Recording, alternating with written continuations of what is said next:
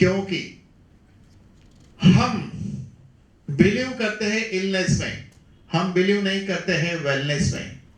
हम बिलीव करते हैं बीमारी होने के बाद इलाज करने में, हम बिलीव नहीं करते कि बीमारी नहीं होनी चाहिए। हमारी खुद की मान्यता बदलनी चाहिए। इसमें कोई भी डॉक्टर रेस्पॉन्सिबल नहीं है। उनका काम है बीमारों का इलाज करना। उनका ये काम नहीं है कि बीमार आए तो उसको सिखाना तुम ये करो, बीमार नहीं गिरोगे। तो धंधा कैसे करेंगे भाई? समझ रहे हो मेरी बात को? इसलिए डॉक्टर आपको कभी नहीं कहेगा क्या खाने का क्या नहीं खाने का। वो कहेगा एक ही चीज मत खाओ, मेरा दिमाग मत खाओ। बाकी जो खाना है खाओ। तो कहने का मतलब कि कोई डॉक्टर का ये काम है ही नहीं। लोगों को हेल्थ के प्रति जगाना कोई भी डॉक्टरों का काम नहीं है। उनका काम है मरीजों को ट्रीट करना। अगर आपको हेल्दी रहना है तो आपका कर्तव्य बनता है आप हेल्थ की चीज सीखो। जो आज आप सीख रहे हो वैसे सीखना पड़ेगा जीवन में। और ये सीखी हुई चीज, इस पे सवाल इसलिए नहीं उठाना है कि दुनिया के महान साइंटिस्टों ने रिसर्च कर दिया है सब चीजों का। ये रिसर्च के रेफरेंस दिए हुए हैं हर चीज के। ये सब मैं बोल चुका हूं, लेकिन रिवाइज इसलिए कर रहा हूं रिसर्च के रेफरेंस के लिए, क्योंकि रिवाइज करने के टाइम सेकंड टाइम इमेज बनती है ब्रेन में। क्योंकि हमारे दिमाग में अच्छी चीज ज्यादा वक्त तक टिकती नहीं है। अच्छी चीज टिकती है क्या? नहीं टिकती है। इसीलिए हम जीवन में जब चर्चा करते तो अच्छी बातों की करते क्या? आप जीवन के अच्छे सुखद एक्सपीरियंस को शेयर नहीं करते हैं। हमेशा हम अपने जीवन के दुखद एक्सपीरियंस को शेयर करते हैं। होता यही है जिंदगी में। चलिए देखिए, ये एक्सरे है सर्वाइकल का। ये देखिए यहां मैंने लाइट बताई है ना। ऐसा देखो एमआरआई वगैरह में आएगा एक्सरे में कि यहां से ये जो है गादी जो है बाहर निकल के इसको दबा रही है, इसको दबा रही है। ये जो कैनाल दिख रही है ना, ये ब्रेन से लेके ऐसे ऐसे ऐसे जो जाती है ना अंदर, ये L2 तक जाती है। उसके अंदर एक प्रवाही रहता है, वो ब्रेन से लेके L2 तक घूम के वापस ब्रेन में जाता है। वो अंदर जो है ना वो स्पाइनल कॉर्ड है जिसके बारे में मैंने कहा। और ये बाहर जो है ना उसको वर्टेब्रल कॉलम कहते हैं, यानी रीड और स्पाइनल कॉलम अलग है, स्पाइनल कॉर्ड अलग है। तो जब ये स्पाइनल कॉर्ड पे जब प्रेशर आता है ऐसे, तो तकलीफ शुरू होती है। हमारी वर्टेब्रल कॉलम 33 वर्टेब्रे से बनी है। 33 वर्टेब्रे 33 मनके से बनी है। एक उम्र होने के बाद पेशेंट आता है मेरे पास, कई पेशेंट आते कहते हैं डॉक्टर साहब, उम्र वाले पेशेंट, डॉक्टर साहब मन का घिस गया है। डॉक्टर साहब मन का घिस गया है। अरे उन्होंने कहा ये मन का भी घिस जाएगा, वो मन का भी घिस जाएगा, यही है जिंदगी, मन का घिस जाता है। तो हाँ, मैं बात कर रहा था 33 वर्टेब्रे है। शुरुआत के 7 वर्टेब्रे को सर्वाइकल कहते हैं, बीच के 12 को डोर्सल या थोरेसिक कहते हैं। उसके बाद 5 नंबर, 5 सैक्रम और 4 कॉक्सिक्स, ऐसे 33 वर्टेब्रे होते हैं।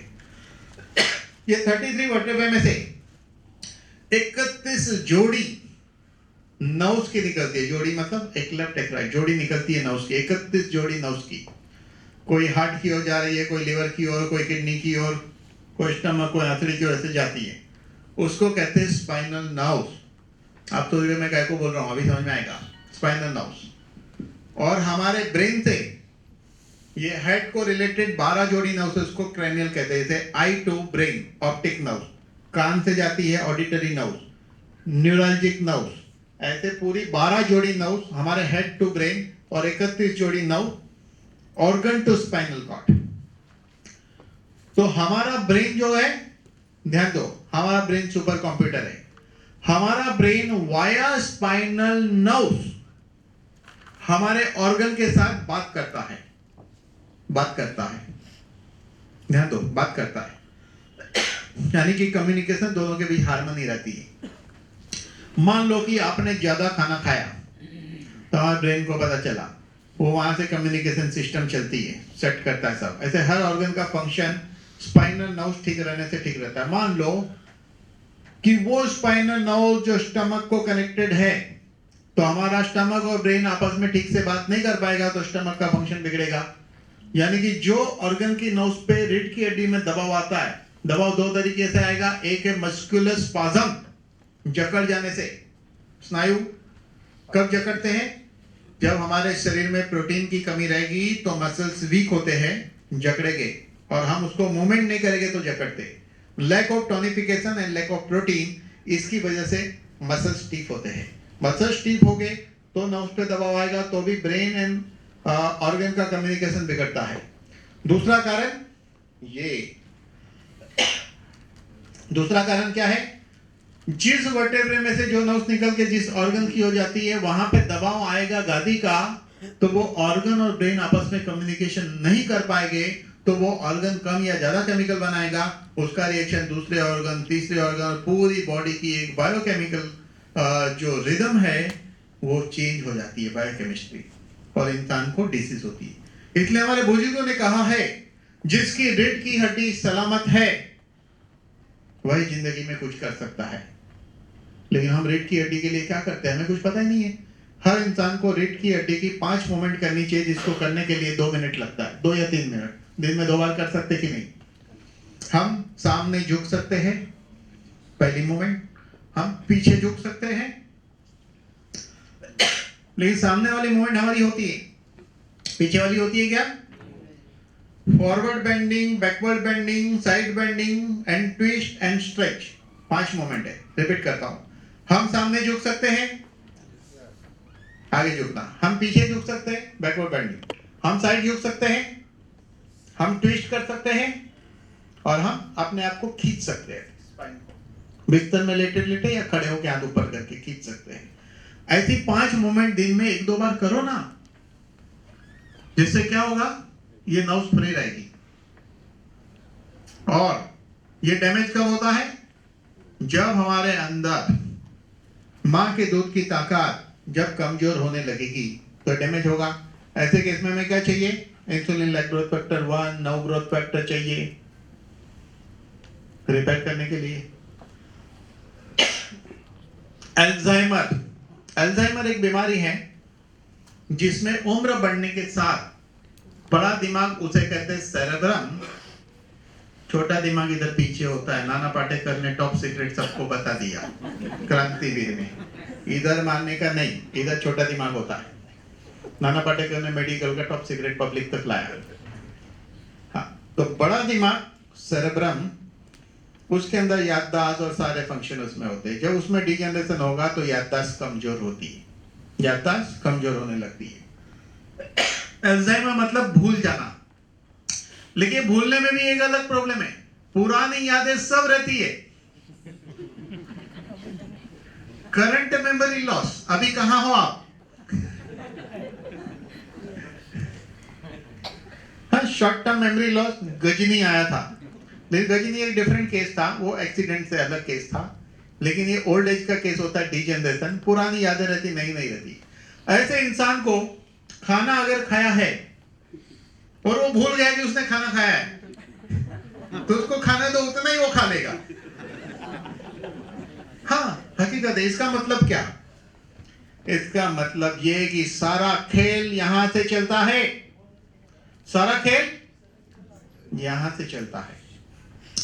देखिए प्रॉब्लम क्या है, एक छोटा बच्चा खाना खाता है, खेल कूद में लग जाता है, भूल गया कि खाया, और हम लोग ने गलती से एक वड़ा पाव, एक बर्गर खाया, रात तक याद रखेगी यार बर्गर खाया था, पचेगा नहीं तो। अरे नहीं पचेगा भाई, खा के भूल जाओ, खा के भूल जाओ। हम खा के भूल नहीं पाते हैं। अगर आपने गलती से 2 वड़ा पाव खा लिया तो शाम तक अपने आप को ये करोगे, अरे वड़ा पाव खाया क्यों, नहीं खाने का था, अभी नुकसान करेगा, लेकिन टेस्ट के मारे खा लिया, लालच के मारे खा लिया, किसी ने खिलाया तो खा लिया, फुकट का मिला तो खा लिया। अनेक तरीके है ना, तो गड़बड़ होती है। तो अल्जाइमर जो है, तो ऐसे केस में 9 growth factor, insulin like growth factor 1, cholesterol के अनेक ग्रोथ फैक्टर्स में काम करते हैं। ये छोटा दिमाग है ना, इसका क्या काम वाला है? बैलेंस है, balance, walking balance, talking balance, visual balance, अनेक प्रकार के बैलेंस छोटे दिमाग से होता है। कई लोगों को उम्र बढ़ने के साथ इसमें भी डिजेनरेशन होता है, इसलिए बैलेंस जाता है। देखिए ये सब जितने भी है ना, सब रेफरेंस मैंने रखे हुए यहाँ पर। कौन सा इंस्टीट्यूट ने क्या रिसर्च किया, एक पेशेंट पे नहीं किया, कई पेशेंट हाथ में लेके हजारों पेशेंट पे किया, तब जाके ये फाइनल स्टेटमेंट दिया गया है। ध्यान देना बात पे, ये जितने एक पेशेंट को लेके नहीं ये लिखा गया है। ये जो स्टेटमेंट है, ये जिन्होंने रिसर्च किया है उन्होंने हजारों पेशेंट पे करने के बाद अपना रिसर्च सबमिट करके ये लिखा गया है।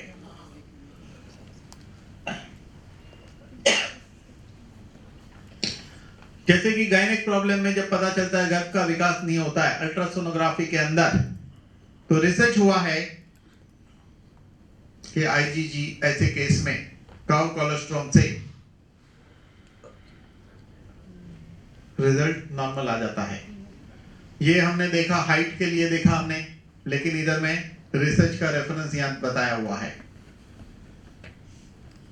हाइट के लिए जब बच्चों की हाइट नहीं बढ़ती है, ऐसे केस में बच्चों को, आप फोकस करिए इस पे, देखो बच्चे को अगर आईजीजी देना शुरू करेंगे, कब से दे सकते हैं? हाँ, 5.5 महीने की उम्र के बाद आधी गोली दे सकते हैं। 2 साल उम्र को से तो आधी 2 बार, 4 साल को से तो 1 2 बार। बच्चे को अगर ये देना शुरू किया तो बच्चे का भविष्य क्या रहेगा? माँ के दूध की ताकत तो मिली है, ये ताकत उसको मेंटेन रखेगी। देखिए माँ के दूध से हमें कितना मिला था आईजीए 0.21, इधर कितना मिल रहा है? 77 मिल रहा है। प्रोटीन इधर ज्यादा मिल रहा है, आईजीएम ज्यादा मिल रहा है, सब ज्यादा मिल रहा है। तो बच्चे का ग्रोथ कैसा होगा? बढ़िया होगा। तो आप बच्चे को देकर एग्जैक्टली उसका फोटो खींचो, हाइट नापो, मेजरमेंट लो, सब लो, और एग्जैक्टली 1 महीने के बाद उस बच्चे को फिर चेक करो। या तो पहले 1 महीना चेक करो, प्रोडक्ट मत दो 1 महीने तक, फिर चेक करो, फिर 1 महीना दो, फिर चेक करो, क्योंकि दोनों महीने का रिजल्ट तो नोटिस चाहिए ना हमको प्रॉपर। तो वैसा करके देखिए। इन दिनों बहुत कॉमन प्रॉब्लम है बालों का जाना। बालों का जाना, बाल कैसे जाते हैं? हमारे सिर के ऊपर जितने बाल है उसकी एक सिस्टम होती है। 10% हेयर होता है रेस्टिंग स्टेज, 90% ग्रोइंग स्टेज। यानी कि बाल जाते हैं, आते हैं, जाते आते चलते रहता है। ये रेशियो जब चेंज होता है, रेस्टिंग स्टेज के हेयर यानी ओल्ड हेयर, आज कल परसों या कभी जाने वाले बुढ़े हेयर बोलेगी इसको, हम गिरने वाले हैं, वो 3 महीने तक में गिर जाते हैं। 3 महीने तक में, इसलिए कोई भी इलाज करो 3 महीने तक बाल तो गिरेगा ही गिरेगा, अगर वो इलाज सही हो तो भी। तो 90-10 का रेशियो नॉर्मल माना जाता है। रेशियो चेंज हो जाता है, 20% रेस्टिंग स्टेज, 80% ग्रोइंग स्टेज। अब कहते हैं कि 10 साल पहले जितने घने बाल थे उससे थोड़े कम हो गए, थोड़े कम हो गए। ये रेशियो ज्यादा रहेगा 70-30, तो और स्पीड में कम हो गए। ये रेशियो अगर 50-50 होगा तो 50-50, आगे से खाली पीछे से बचेगा। 50-50, फ्रंट से देखोगे तो बाल नहीं है, बैक से देखोगे तो बाल है, इसको बोलते 50-50, है ना? पीछे के रह जाते बाल, 50-50 मतलब बाल गए। तो epidermal and fibroblast growth factor help करता है, and insulin like growth factor 1, और इम्यूनोमोड्यूलेटर जो हेल्प करेगा। जैसे मैंने आपको बताया कि हमारे शरीर में एसिड का मैनिफेस्टेशन अगर स्काल्प के ऊपर होता है तो बाल जाते हैं। तो सारी जो भी सिस्टम है, कई मॉलिक्यूल एक साथ कलेक्टिवली वर्क करेंगे स्काल्प के स्किन के ऊपर और बाल जाने से बचाएंगे। लेकिन गए हुए बाल वापिस नहीं आएंगे, चांद पर खेती नहीं होती है। हो सकता है कोई 10 साल ये खाए तो आ भी जाए, लेकिन वो पता नहीं है। लेकिन रिसर्च ने प्रूव हुआ है कि बाल गिरना रुकता है और हेयर ग्रोथ होता है। बाल जहां होंगे वहां घने हो जाएंगे, बाल जहां है वहां घने हो जाएंगे और घने होने की प्रक्रिया चलेगी। लेकिन बाल चले जाने के स्किन अलग टाइप की हो जाती है, ऐसा है। देखिए आंखों का जब ऑपरेशन होता है, कॉर्निया का ऑपरेशन, कैटरेक्ट के लिए ऑपरेशन होता है, तो ऑपरेशन के पहले इसको लेना चाहिए। लेजर ऑपरेशन के टाइम सेल्स को जलाया जाता है, यानी डैमेज क्रिएट किया गया है एक, वो उसको फिर वो हीलिंग होता है। तो जैसे मैंने पहले कहा था, सर्जरी के लिए, हीलिंग के लिए, ऐसी कंडीशन में ऑपरेशन के पहले 2 आईजीजी 3 बार, ऑपरेशन के दौरान और ऑपरेशन के बाद भी कई दिन। तो कैटरेक्ट वगैरह का जो ऑपरेशन है, वो ऑपरेशन में जनरली कामयाबी मिलती है, ऐसा नहीं है, लेकिन बहुत अच्छी तरह उसका पूरा बेनिफिट मिलेगा, क्योंकि सर्जरी की टेक्नोलॉजी बहुत आगे ऑलरेडी बढ़ चुकी है। डेंटल केयर, डेंटल केयर दांत जो है ये खराब होने की एक वजह है पेट। जब पेट ठीक नहीं रहेगा तो दांत खराब होते हैं।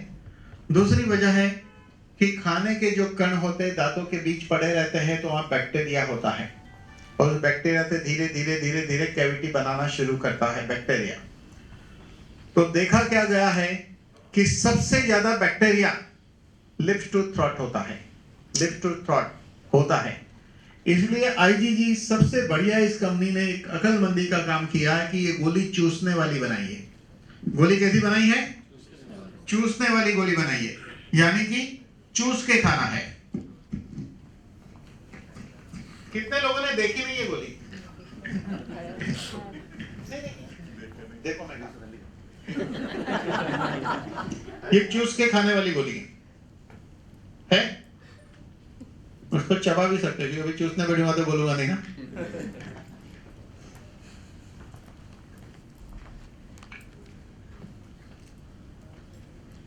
तो maximum bacteria lip to throat होता है। इसको जब चूस के खाएंगे तो इसकी कुछ एक्शन जो है वो यहीं पे शुरू हो जाती है। इसीलिए हर इंसान ने इसको चूस के ही खाना है। कंपनी ने इसको बनाया है चूस के खाने के लिए। हिंदुस्तान में चूस के खाने वाली इसके अलावा कोई गोली है ही नहीं। लोग सोचते ये चूस के खाने वाली ऐसी गोली क्या काम करती होगी, ऐसा मत सोचना। ये ऑल इन वन है, ये सब कुछ कर सकता है।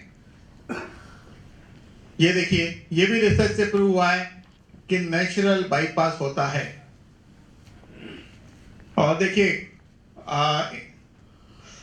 ग्रोथ फैक्टर के इंजेक्शन भी शुरू हुए हैं इन दिनों एंजियोजेनेसिस के लिए, लेकिन आईजीजी से नेचुरल बाईपास होता है। कोलेस्ट्रॉम से, काउ कोलेस्ट्रॉम से ये प्रूव हुआ है। और रही बात, सबसे बड़ा वरदान इस प्रोडक्ट का लेडीज के लिए है। स्त्री के अंदर बचपन से लेके अनेक प्रकार के चेंज टाइम टू टाइम आते हैं। स्त्री को कई प्रॉब्लम फेस करना पड़ता है। 10, 12, 13 साल की उम्र से मेंस्ट्रुअल साइकिल शुरू होती है और 35-40 के करीब वो खत्म होती है मेंस्ट्रुअल साइकिल। उस दौरान स्त्री के जीवन में अलग अलग पड़ाव आता है। शुरुआत में जब लड़की मैच्योर होने लगती है, मेंस्ट्रुअल साइकिल शुरू होती है, तो पहले उसको पेनफुल मेंस्ट्रुअल साइकिल होना, हैवी ब्लीडिंग होना, ये प्रॉब्लम दिखता है। इसके अलावा because of hormonal change pimples आना, या उस एज में बिकॉज ऑफ हार्मोनल चेंज अचानक बाल जाने लगना। एक उम्र के बाद कई लड़कियों की कंप्लेंट रहती है हेयर लॉस हो रहा। तो उस एज में यहाँ पर है हम, तो heavy bleeding, painful menstrual cycle, headache, menses के टाइम हेडेक है, हेयर लॉस होना, स्किन पे पिंपल्स होना, वगैरह वगैरह चीजों में आईजीजी हेल्प करेगा। उसके बाद जब उसकी शादी हो जाती है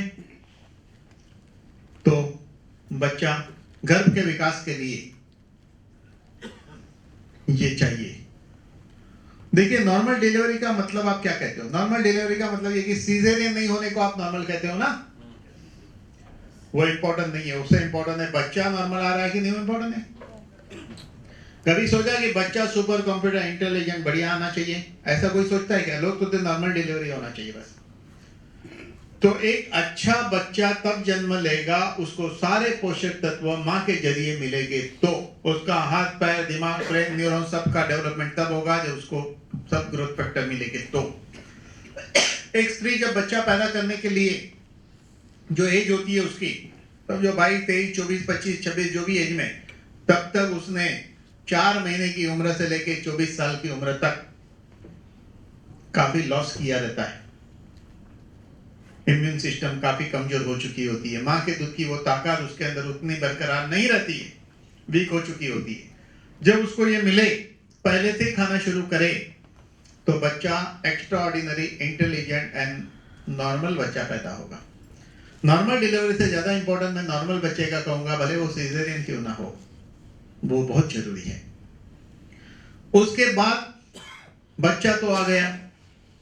अब कभी कभी देखो क्या होता है कि मैक्सिमम केस में ऐसा है कि बच्चे के लिए ब्रेस्ट में मिल्क ही ज्यादा प्रोड्यूस नहीं होता है। मिल्क ही ज्यादा प्रोड्यूस नहीं होता है। मिल्क कब प्रोड्यूस होगा? प्रोलेक्टिन लेवल, अगर पिट्यूटरी ग्लैंड के थ्रू प्रोलेक्टिन लेवल अच्छी तरह प्रोड्यूस होता है तो ब्रेस्ट में मिल्क प्रोड्यूस होगा। नव ग्रोथ फैक्टर हमारे ब्रेन को स्टिमुलेट करेगा, पिट्यूटरी ग्लैंड वगैरह को, और प्रोलेक्टिन बनेगा तो मिल्क प्रोड्यूस होगा। और इसके अलावा अनेक प्रकार के ग्रोथ फैक्टर अगर माँ इसको सेवन करती है तो माँ के दूध के जरिए बच्चे में जाने से उसको बचपन से ही यूनिक बेनिफिट शुरू होगा।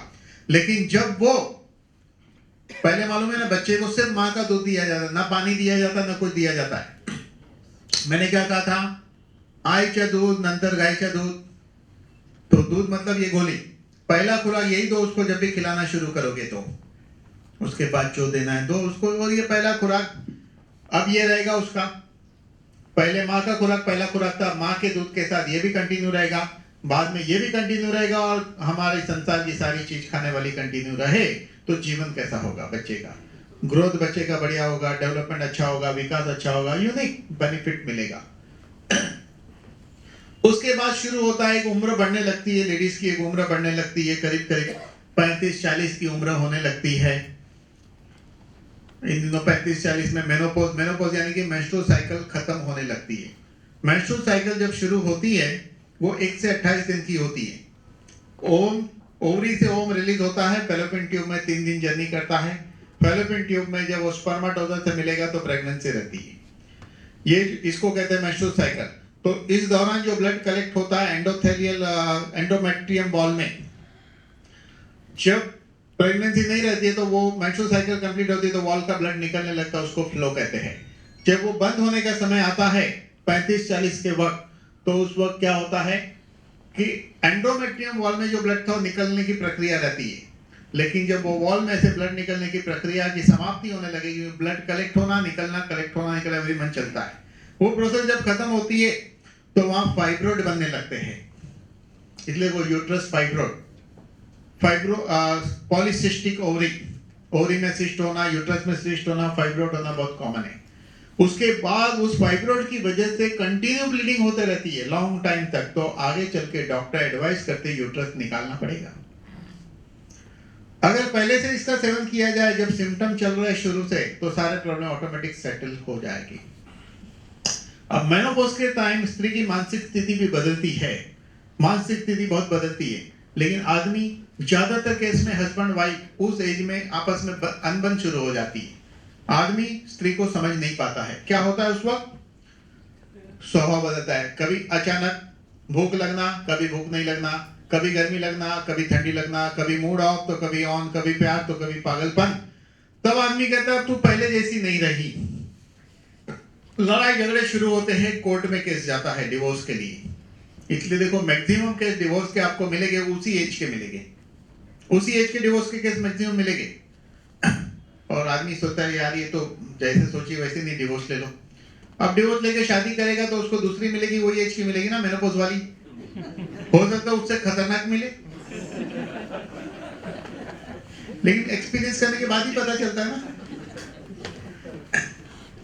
तो ऐसी कंडीशन में ये उस हार्मोनल बैलेंस को सेट करके उसकी मानसिक स्थिति बहुत ही शॉर्ट टाइम में सेट कर देगा, ऐसा अद्भुत प्रोडक्ट है ये।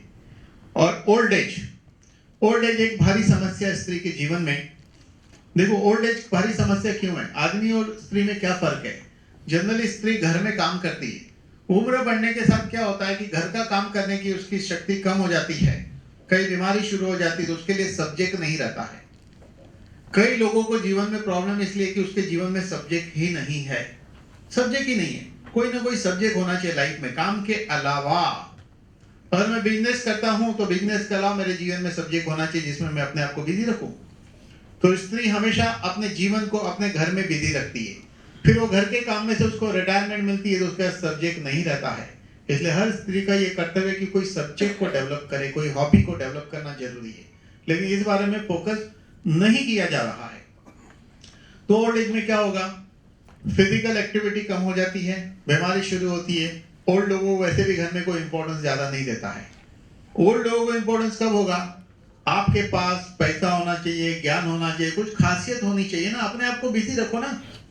लेकिन घर में प्रॉब्लम भी होता है, हर आदमी सोचता है ओल्ड कि घर के सारे यंग और बच्चे उसको अटेंशन दे, ऐसा नहीं होता है। जीवन में हर आदमी अपने अपने में बिजी है, लेकिन आप अपने आप को इन्वॉल्व करिए, अपना एक अलग सिस्टम बनाइए, ओल्ड लोगों का एक ग्रुप बनाइए, अच्छी चर्चा करिए, अच्छा कुछ क्रिएशन वाला काम करिए। ओल्ड लोग क्या नहीं कर सकते हैं, अगर ओल्ड लोग अगर कुछ करे तो बहुत कुछ कर सकते हैं। क्यों, मैं देखा काफी ओल्ड लोग हेल्दी भी रहते हैं, तो उसकी जो भी हेल्थ समस्या है ओल्ड एज में, लेडीज एंड जेंट्स दोनों को, तो ओल्ड एज की समस्या, घुटने में तकलीफ आए, ये तकलीफ आई, वो है, तो उसके लिए ये अद्भुत है, बढ़िया है।